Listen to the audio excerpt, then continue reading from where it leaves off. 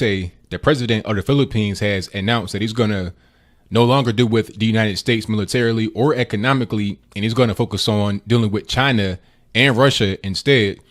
Now, this is very big for a few reasons, but before I get into my reasoning, I just want to show you the clip that came from, I think it was in Beijing at a conference with China, and I want you to hear his words for himself, and then once you hear that, we'll come back and I'll give you my final thoughts. So go ahead and roll it. Your Honors, in this venue, I announce my separation from the United States.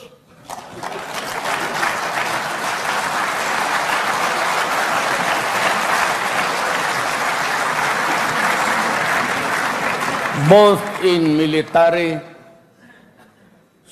not maybe social with the Philippines, both in military but economics also. America has lost me. And will I realign myself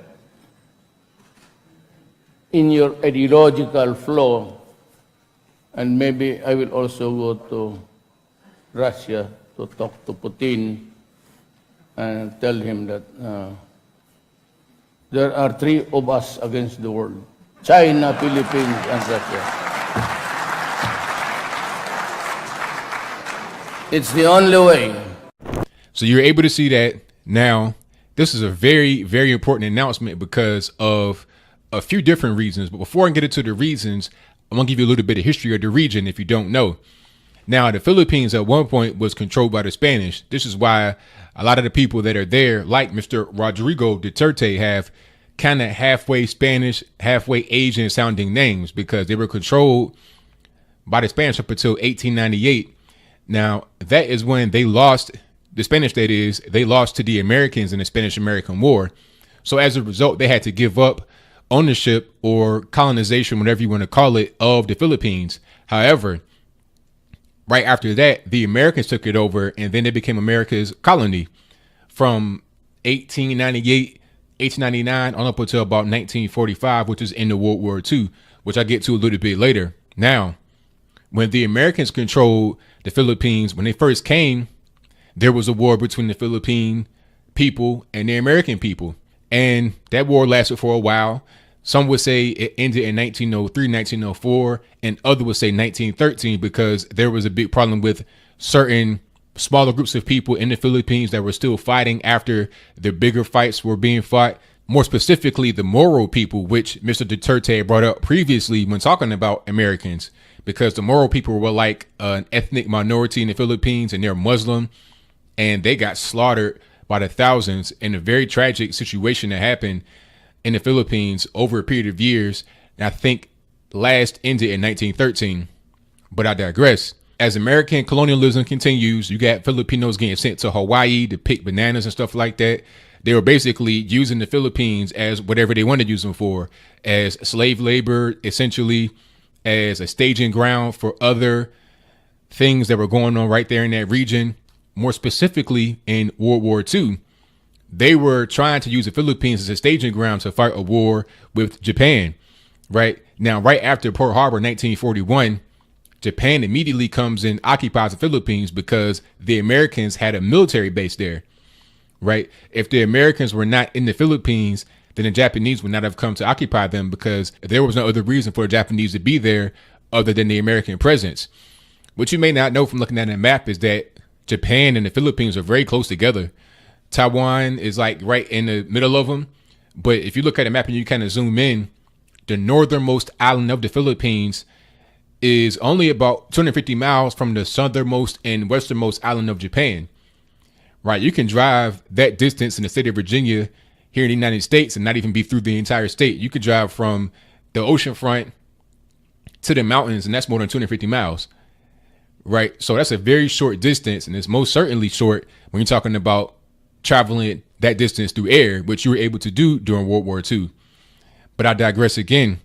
Now, this is important to understand so you get the basic general historical context of what's going on. The Philippines and Vietnam were allies during these conflicts during World War II, when the Philippines was occupied by Japan, and during the Vietnam War. Right. Philippines, they understood what it's like to be occupied by a foreign force. They understood what it was like to kind of be in a situation where you're having a proxy war being fought, because in the Philippines, the war that happened, or the occupation that happened in 1941 to 1945, that was a proxy war between the U.S. and Japan. And the Vietnam War was a proxy war between the U.S. and China. So they understood what it was like to be in a proxy war situation. So they were able to help the Vietnamese by sending troops there, not military troops to fight, but benign forces to send like medical, food, stuff like that. That's what they were there for. And throughout the years, they've always been able to help one another. Vietnam helped the Philippines when Typhoon Haiyan hit in 2013, which destroyed a lot of places in the Philippines, places that are still messed up to this day. Vietnamese Americans, people that were expats of Vietnam and or descendants of people that come from Vietnam, all kind of gathered together in the U.S. and sent aid to the Philippines after Typhoon Haiyan, because they remember what happened during World War II, during the Vietnam War, and also just from Vietnam being a communist place, having refugees wash ashore the Philippines and then be welcomed with open arms. So they're very thankful for that. So they're kind of like allies, and they understand one another in more ways than one. Now, the reason why I bring up Vietnam is because Vietnam was on the opposite side of the South China Sea, which is the whole big picture here. The South China Sea.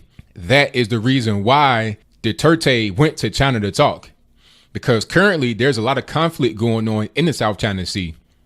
Because what China has done is fortify certain islands that are very far away from their actual mainland coast. And they're claiming these islands as theirs. And you can see a map here on the screen.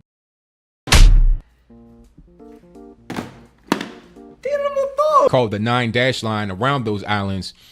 And that is what they're claiming is their EEZ and or territorial waters. Now, EEZ, that's an exclusive economic zone. So in that zone, they're able to control whatever goes on, whether that be deep sea exploration for natural resources like gas, whether that be the trade coming through there, through the water and through the air. They're able to control all of what goes on. But as you can see from this map, there are other countries, Vietnam and the Philippines being the main two, that have territorial claims that intersect with the 9-dash line from China. And one of the main things that the Philippines had a beef with China about was the Scarborough Shoal, which is right off the northwest coast of the Philippines. China is claiming that for themselves, but the Philippines is like, hey, that's ours. That's been historically ours. You're getting too close to where we are. We go out there to fish to feed our people. And it's to the point now where there's fighting over the fishing. I think a Philippine boat bombed a Chinese boat, not a military vessel, of course, but I think they firebombed a fishing vessel because they were interfering with their ability to be able to fish. There have been fishermen arrested from different countries, Vietnam, China, Philippines, etc., because everybody's kind of stepping on each other's toes. Everybody's in the territorial water and nobody really knows who controls what. The Philippines was able to bring China to an international court, and they were able to actually win a settlement, not a financial settlement as far as I know, but as far as the court saying that China could not fortify these islands and call them their own territorial water, because first of all, historically, that did not belong to them. But second of all, these so-called islands are not islands at all. They're just basically like glorified coral reefs and rocks that China had built up to create islands and say, okay, that's ours. So we control whatever goes on underneath the water that's right there and also around the water. So the international court said they can't do that. However, the Chinese are essentially ignoring the ruling, which still means that there's going to be conflict between them. Now, if you go to the international court and there's a ruling decided and the country is not following it, what's the next alternative? What are you going to do? All you can really do is just try to talk directly to that nation and figure out a way to come to an agreement. And I think that's what's going on here. Or you could go to war, but that's a terrible, terrible thing to do. And the only reason they would go to war is if the United States would kind of provoke them to do it, which is what's going on right now. Today on Friday, October 21st, 2016, I saw that right after Duterte made that announcement, he's going to go to China rather than dealing with the United States. They sent a destroyer right out there to the South China Sea. Now, China's saying, hey, you need to back off. This is our water. This is our territorial water. Back off. And the reason why the U.S. is doing it, well, they'll say the reason why is because they want to make sure that they have freedom of movement out there in the South China Sea, because by international law, it's illegal if you're not allowing people to be able to have freedom of movement. However, the real reason why they want to have so-called freedom of movement, and the reason why they want to inject themselves into that conflict, is because a lot of our raw materials comes from the South China Sea, not as far as in the water right there, but as far as the trade route, right? It comes from, Saudi Arabia, Iran, etc., through the Red Sea, Gulf of Aden, the northern Indian Ocean, right along the coast of India, on up past Sri Lanka, up to the coast of Bangladesh, and on down Myanmar, Thailand, etc., and then on down through certain choke points, like right there in between Malaysia and Indonesia, right there where Singapore is, and then up through the South China Sea. Now, they can't really go through the Indian Ocean, where it's just like a direct shot from Southern Africa, like South Africa or Angola, on over to Australia, because there's nothing out there. You need to have some kind of land that's close by in case of something happening, because if you get caught in a storm right there in the middle of the Indian Ocean, they'll never ever find you. And you also can't go north. Well, you can go north, but it's not really available yet, if I'm not mistaken. And Russia is claiming that part up there in the Arctic Pass, right? And that's actually contested as well. I think some of the Nordic countries are kind of contesting that, because they say that, some of that is passing in their territorial water, but Russia's like, no, that's ours. But that's a whole different story right there. There are a lot of conflicts that are going on, but the South China Sea, that is very important, because a lot of raw goods goes through there that comes to the U.S., because a lot of our products, unfortunately, come from China. And that trade route is very important, not only from goods that come from China, but goods really that come from the Middle East, such as energy. So the U.S. wanted to use the Philippines as a staging ground to be able to fight any kind of proxy war that may erupt if China was able to successfully claim the 9-dash line, demarcation line, and anything that's in there, because they would want to get that route open to be able to continue trade. But Duterte is like, look, we saw what happened in World War II when the Americans were here, and then we got attacked by the Japanese, and we had a very bloody war that killed thousands, if not millions, of Filipinos. So why go through that again? China, of course, is not perfect. They have so-called human rights violations, about they sell organs and stuff like that, allegedly. It's not a perfect place. It's very polluted. They do a lot of currency manipulation, etc. However, at this point, I think that Duterte kind of sees the writing on the wall. He's like, look, I'd rather just do with China and Russia, which are very strong, and they're becoming more powerful in the world. They become more of an influence, rather than the Anglosphere in the West, which is declining. You see what's going on right now with our economy. We're $20 trillion in debt, and China owns most of that debt. You see what's going on right now with Europe. A lot of these countries are failing. The European Union seems like it might be on the ropes. You had the UK just exited. So you might have France next. And then you have the horde of Islamic invasion coming into Europe. So Europe has its own problems. So does the West in general, especially the US and Canada. So really, when you're talking about a war, which side are you going to be on? Are you going to be aligned with the Anglosphere in the West, or are you going to be aligned with the Asians, the Russians, etc.? Who's stronger, and what makes more sense? You got to go with the Asians. You got to go with China and Russia. It just makes more sense logically for its people, because if you decide to align with Americans, you will be in a proxy war, and it will be very bloody. There still could be a proxy war, even if they are aligned with China, but I think that the chances of that are less, and if it did happen, there will be less casualties. So I think that's kind of what Duterte is kind of banking on. And the only beef they have in the South China Sea really is the Scarborough Shoal, because of the fishing. Now, if they're able to kind of go to China, talk to Xi Jinping, and get that worked out, then they'll be good to go. And beyond just the Anglosphere in the West kind of declining, there's also a problem with the media attention on Duterte, trying to label him as a dictator or a genocider and stuff like that, when that's not really the truth. What's going on is that the media in the West is painting him as that, as something to talk about. They're just trying to have it's really about money, because the media is failing. A lot of newspapers, online media, etc., is kind of grasping for straws. And if you're able to kind of paint a world leader or somebody of a different country in a negative light and able to get a lot of attention, then they'll do it. And it's really petty to do things like that. But it really impacts people because of the whole situation where they said that he called Obama a son of a whore, which was not true. That was a mistranslation. He was talking to a journalist in the actual place that asked him a question kind of out of turn. He was talking to that journalist when he referred to the journalist as that, but the media took it as saying that he was calling Obama that because of the context in which it was said and the way it was translated. But that's not what happened. But the media, of course, is going to run with it. And even when they find something that kind of goes against what was said, they're not going to retract it because they were able to get their clicks. They were able to get their views. They were able to get their attention and their money from the ad dollars, so they don't care. Now, things like that seem very petty, like I said, but they impact people because there was a meeting with Southeast Asian nations in Laos, and Duterte was there, and so was Obama. But Obama canceled the meeting he had with Duterte because of the media remarks. So it's like, man, what's going on here? Not only are you failing in the West, in the Anglosphere, you're also letting the media control how you operate, control how you talk to me diplomatically. So what kind of person is that? Why would I go into a war with somebody like that who can't even control his own ability to discern what's fact and fiction from the news media? It doesn't make any sense.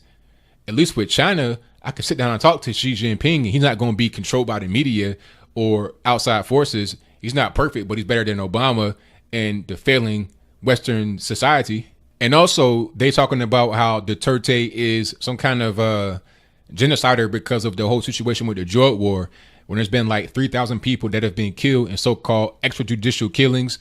But there's no evidence of those killings not being justified because many of the killings have been police fighting drug dealers who are fighting them back. Duterte is trying to fight against the drug dealers and the drug pushers and the abusers in the community in his country because he does not want to become another former Spanish colony in Mexico with the very bad drug problem, and to the point where the country is being controlled by the narcos, by the drug dealers. Not only just the violence that goes on between drug cartels, but also the public health aspect of it. I mean, you're dealing with a poor country.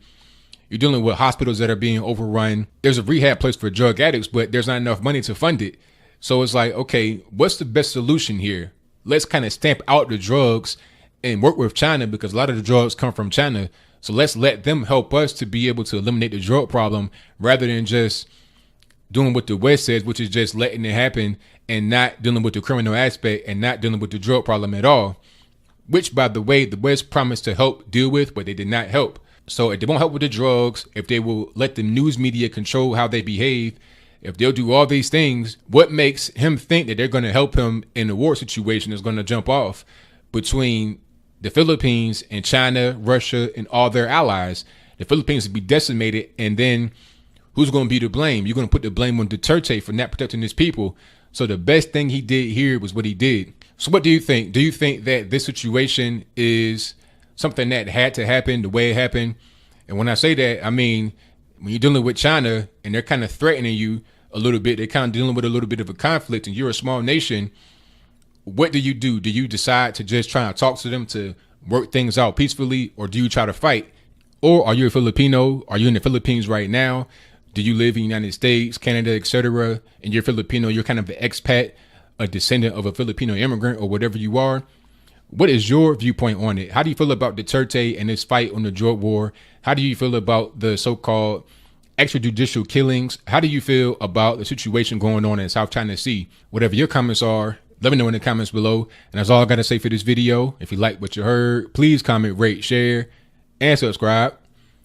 Peace. Instead of helping us, ang unang tumira itong State Department. So, you can go to hell. Mr. Obama, you can go to hell. EU, better choose purgatory. Puno na sa impyerno. Bakit ako matakot sa inyo?